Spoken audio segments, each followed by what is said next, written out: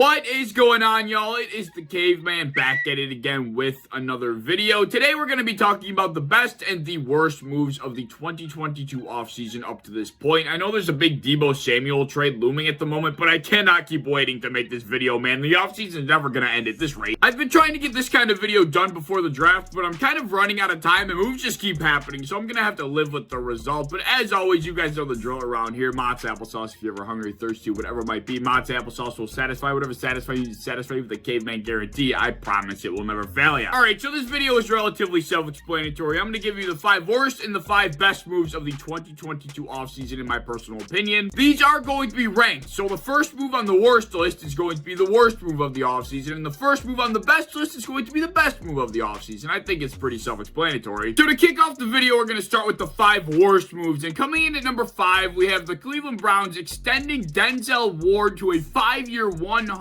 million contract. My jaw is still on the floor from when I originally saw this post. Now, I am not going to sit here and try and tell you that Denzel Ward is a bad corner, because he's certainly top 10. I'd put him about 7 or 8 in the NFL, but this contract made him the highest paid corner in the NFL, and the highest paid corner in NFL history. The dude's not even top 5. This is record-breaking money. They gave him more money guaranteed at $71 million than Jalen Ramsey is getting at $70 million. This is one of those moves that completely shatters the market. Thankfully, it's later on in the offseason. Most of those other moves have been made. But looking later down the line, when it's time to pay the other actual top corners in the NFL, like Jalen Ramsey, I can't even imagine how much money this guy's going to want now. It's going to be absolutely ludicrous. And I guess I understand the take that this is going to be a bargain in like 3 or 4 years once the TV contracts kick in and the cap goes up, and then all of a sudden Denzel Ward is one of the lowest paid corners in the NFL because everybody's getting so much more money. But with how things are right now, I just don't think this move is very smart, nor do I think they needed to give him that much money. I don't think he's that good. Now, moving on to the 4th worst move of the NFL offseason. This one's also coming from the Cleveland Browns, and I understand maybe from a football perspective this was a good move, but I could not have it on the list. The Cleveland Browns trading for Deshaun Watson. Understandably, last season, Baker Mayfield did not look like a guy you'd want to take into the long term. He looked absolutely horrible, so looking for other options is completely understandable, but the way they went about it was completely embarrassing. Not only did they go back on their word against Baker Mayfield, which I guess is one thing, but going out and replacing him with Deshaun Watson, who still has 22 different people accusing him of sexual assault. Just because he wasn't convicted doesn't mean he didn't do it, people. The Browns mortgaged their entire house for this man. They traded away a 2022, 2023, 2024 first-round pick, a 2023 third-round pick, a 2024 fourth-round pick. Oh, and here's the humongous kicker. They gave him $250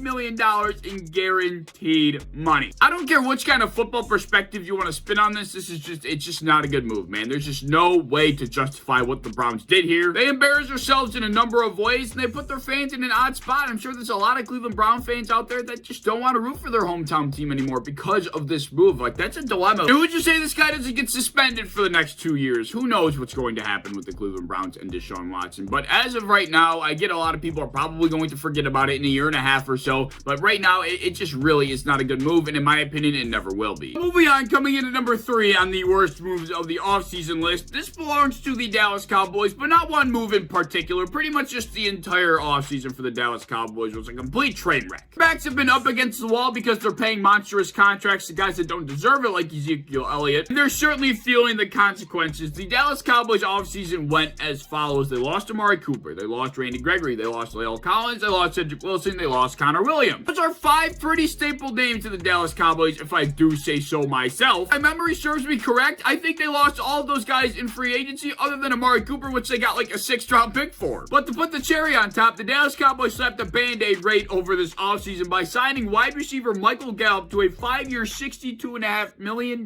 deal coming off of an ACL injury where he only played 9 games last year. What a dandy move. I mean, my God, their year ended in complete disaster, and this offseason picked up right where they left off. What an awful last few months for this godforsaken franchise. Coming in at number 2 of the worst moves of the offseason is the move that pretty much shattered the offseason. The move that made the offseason go completely bonkers. That was Christian Kirk signing with the Jacksonville Jaguars at 4 years, $72 million. This move broke the wide receiver market like it's never been broken before. The Kirk at best is a wide receiver 2, and the Jacksonville Jaguars pay him wide receiver 1 money if I've ever seen it. I mean, I don't understand this. I will never understand this. The Jaguars made a lot of questionable moves, but Jacksonville's going to do what Jacksonville wants to do, and that's usually doing what never works out for them in the end, and I'd imagine this is one of those moves. So it's certainly certainly is worthy of being second on this list. Now, coming in at number 1 of the worst move of the offseason, I don't care what happens after this. This is 100% the worst move of this offseason, and it's not going to change. That would be when the Washington Commanders jumped the gun and traded for quarterback Carson Wentz from the Indianapolis Colts. My jaw hit the deck when I saw this trade, and it still has yet to be picked up. It's going to need 4 cranes to be picked up, because that's how crazy this trade is to me, and I still cannot understand it. So low on Carson Wentz a couple months ago that there was a point where I thought Carson Wentz would be lucky to see a backup job, let alone a starting job again in the NFL after the way he screwed up the Indianapolis Colts situation. Granted, I don't think he's that bad anymore, but he's certainly not worth what the Commanders gave up for him. Trade went as follows. The Commanders got Wentz in a 2022 second round pick, whereas the Colts got a 2022 second round pick, a 2022 third round pick, as well as a 2023 third round pick, which could change to a second. But the biggest kicker is that the Commanders not only traded multiple draft picks away for this guy, they're taking his entire contract. That's been the biggest gripe about Carson Wentz this entire time, is his contract, and the Commanders took every dime from the Colts. This was the fleecing of the century. Like I said, I'm not as low on Carson Wentz as I was a couple months ago, but everybody saw what he did with the Indianapolis Colts. He did not look great. What do the Washington Commanders think he's going to do for them, being in a worse situation? He was in the best situation in football with the Colts. How do they think he's going to be any better for them? They must have just misread the quarterback market or something, because there's no way they thought Carson Wentz was actually worth what they're giving him and how much they paid for him. I mean, they must have thought everybody else was going to be too expensive or nobody was going to be available. Who knows? All right, let's talk about some of the best moves of the offseason. Talking about those worst moves makes my head hurt because I still cannot understand what any of those teams are doing. But anyways, so coming in at number 5 of the best moves of the offseason, we got the Cincinnati Bengals signing right tackle La'el Collins from the Dallas Cowboys to a 3-year, $21 million deal. The Cincinnati Bengals saw a need and they went and attacked it with one of the better right tackles in the NFL. I still cannot believe that Joe Burrow went the entirety of 2021 without getting injured because of the rate he was getting hit at, but I'm glad the Bengals smartened up and they realized they can't let this go on any longer for the young quarterback if they want him to have a long tenured future, and they go out and sign one of the better right tackles in the NFL. So I really like this move, and it's great value too. I mean, 7 years annually for a guy like La'el Collins, it's pretty solid. Coming in at number 4 of the best moves list, we have the Los Angeles Chargers signing cornerback J.C. Jackson to a 5-year, $82.5 million deal with $40 million guaranteed. If you would have asked me if this was one of the better moves of the offseason like 4 or 5 days ago, I probably would have told you no, but after the Denzel Ward deal, this one's looking like a bargain. Like, I'm serious. If that Denzel Ward extension did not happen like 2 or 3 days ago, this J.C. Jackson move would not be on this list. Now, unlike Denzel Ward, at least as of right now, J.C. Jackson actually is a top 5 corner, and that is unanimous. Nobody's arguing whether or not J.C. Jackson's a top 5 corner in the NFL. He actually deserves this kind of money, and that $40 million guaranteed in comparison to Denzel Ward's $71.5 million guaranteed, I mean, this move could not have gotten any better for the Chargers. Now, coming in at number 3 on my best moves of the offseason list, I do have Von Miller signing with the Buffalo Bills. I promise I'm not being biased. From a pure football standpoint, this is a fantastic move for the Bills. At first glance, this contract certainly was a little bit daunting, right? The details came out as 6 years, $150 million. For a guy at the tail end of his career, that certainly would have been scary had it been the case. This move also would not have had a chance of making this list if that was the actual contract, but Brandon Beane is smarter than that. The deal is truly looking like 3 years at $52 million. Another team that saw a need on their football team, and they went and attacked it, and they paid for it, and that's exactly what the Bills did. They needed help at the pass rushing position. They went and got Von Miller, who was one of the best at it in 2021. And not even just from an on-field perspective, but from a locker room and from an off-the-field perspective, this move is going to help the Bills for years to come, even when Von Miller is not on the roster anymore. This is going to have long-lasting effects, and I couldn't love the move any more than I do. Coming in at number 2 on the best moves of the offseason list, I feel like this is going to be a slightly unpopular opinion, but I still really like this move despite it flying under the radar. More orange and white, but this one belongs to the Denver Broncos, and I am talking about when the Denver Broncos traded for quarterback Russell Wilson. I understand why other people might not be the biggest fans of this move. The Broncos gave up quite a bit for Russell Wilson, who did not look very good last year. Even when he was healthy, he did not play very good football. Then he, of course, got hurt. He could not hit the broadside of a barn. But I feel like people are just way too quick to write off quarterbacks because of one bad season. Russell Wilson had one bad season with a very awful football team, played through an injury. Like, I'm not shocked that he didn't have a career season with the Seattle Seahawks. But let's not forget that he's been the only reason why the Seahawks have been relevant since their Super Bowl years. I mean, after the Legion of Boom left, he's been the only reason why that team's been left afloat. The trade went exactly as follows. The Seattle Seahawks got Drew Lock, Shelby Harris, Noah Fant, a 2022 and 2023 first-round pick, 2 2022 second-round pick, a 2022 fifth-round pick, and of course, the Denver Broncos got Russell Wilson and a 2022 fourth-round pick. Like like I said, that's quite a bit for a guy that a lot of people are considering washed at the moment. But in my opinion, I mean, Russell Wilson's been one of the best quarterbacks for the last decade. I don't think one bad season is going to deter this guy. Not to mention, he's only 33 years old, guys. Nowadays, we're seeing quarterbacks playing into their later 30s, early 40s. And I do think Russell Wilson, who is notorious for spending like $1 million